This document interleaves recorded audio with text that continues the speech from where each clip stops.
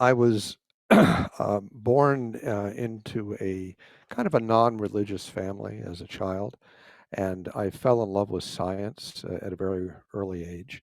And I thought that all the mysteries of life, all the really meaningful Mm, things that one could discover, could be discovered with science.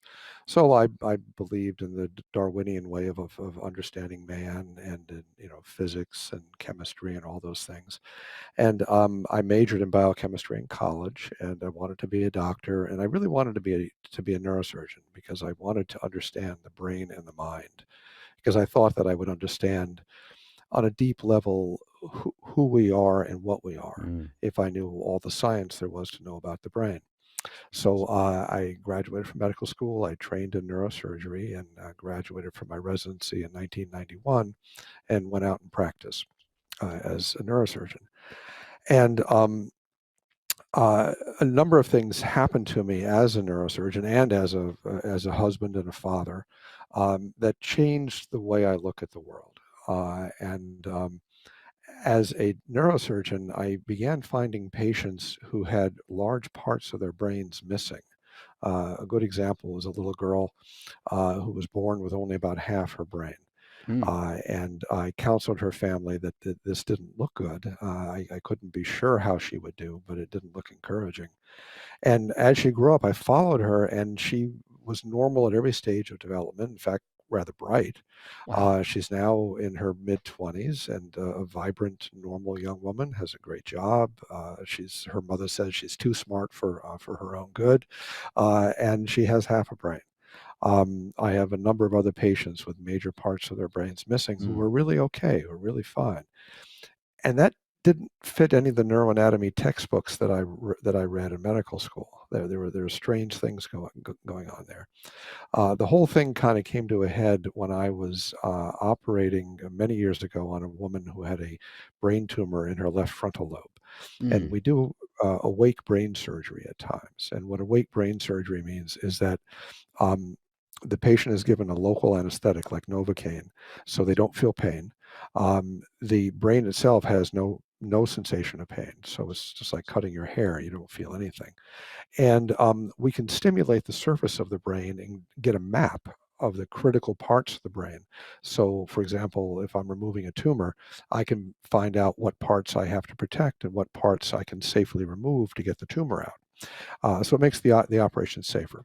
So she was awake, and I was taking out the tumor and taking out much of the left frontal lobe of her brain, and we were having a conversation.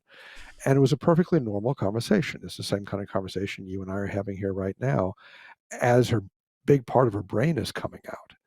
And it didn't seem to make any difference in her conversation.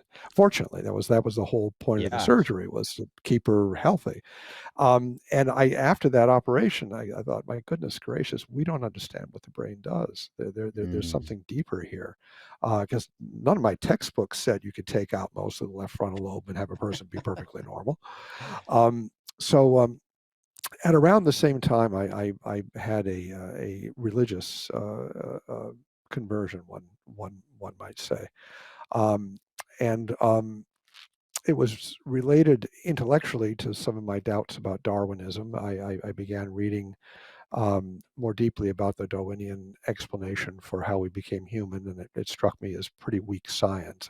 I thought it was pretty bad science. I didn't look at it at that point from a religious standpoint. I just thought of all the scientific disciplines I knew, this is the one that I think was the least rigorous. mm, Um, but I have four kids, and when my youngest son was born, the first couple months of life, he wasn't making eye contact, and he wasn't smiling, and he wasn't behaving as if he understood my wife and I to be people. We were like objects to him. mm, And I became frightened that he was autistic. And autism has always terrified me, the idea that you have a child who you love and want to connect with, and they don't even know you exist. You're just like a piece of furniture to them. So I was quite frightened of it. We took him to some neurologists, and they said it's too young. He's just a few months old. You really can't be sure.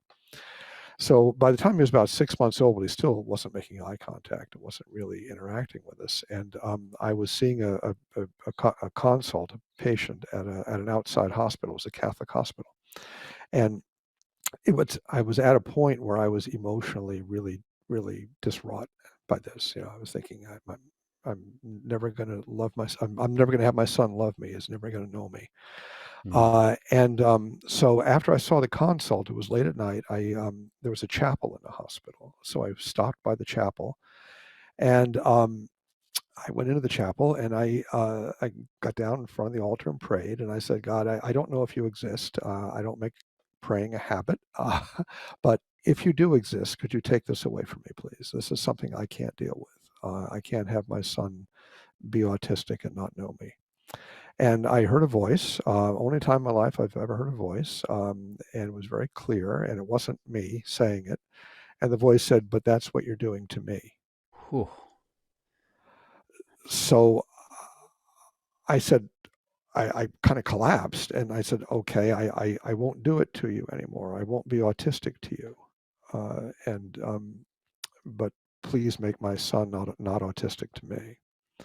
So went home, and a few days later was his 6-month birthday, and he was perfectly normal. He's perfectly Mm. fine. He's currently a law student and anything but autistic. So so um, I that complemented in some sense my discoveries as a surgeon and in neuroscience, that there's a lot more to man than just meat. Mm. That we do have souls. That there's a spiritual aspect to us. So I converted to Christianity. Got baptized. Many people in my family also got baptized.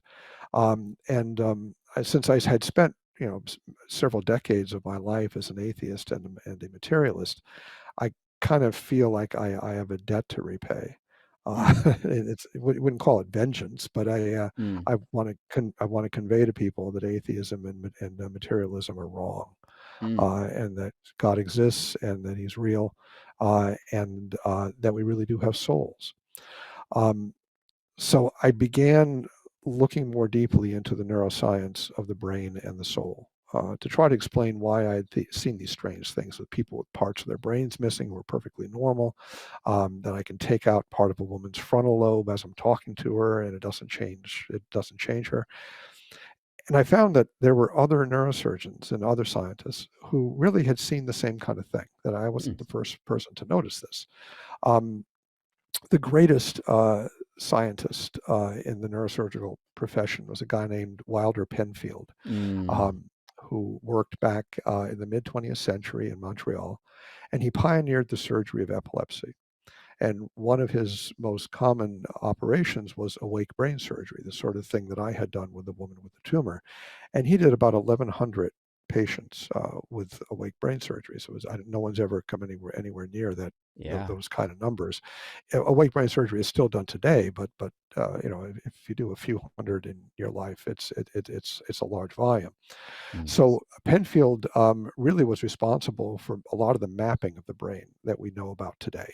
Mm. Because he operated on all these over 1,000 people and mapped all kinds of areas of their brain. And he would map them by stimulating with a little electrical probe the surface of the brain while they were awake. And he would ask them what they felt or what they saw, or see if they moved. And he found peculiar things, and that really surprised him, because had started out as a materialist just like I had. He found that when he would stimulate the brain, and he must have stimulated the brain at least 1 million times in these Oh my 1,100 goodness. patients. Well, if you count out, say, 2 stimulations a minute, and the operations last about 8 hours, I actually did the math. Yeah. Yeah, so it's over 1 million Okay. stimulations. He could only stimulate 4 things from the brain. He could make the person move. He could stimulate the motor area, and they'd raise their arm. He could make them have a perception, let's see a flash of light, or smell something, or hear something.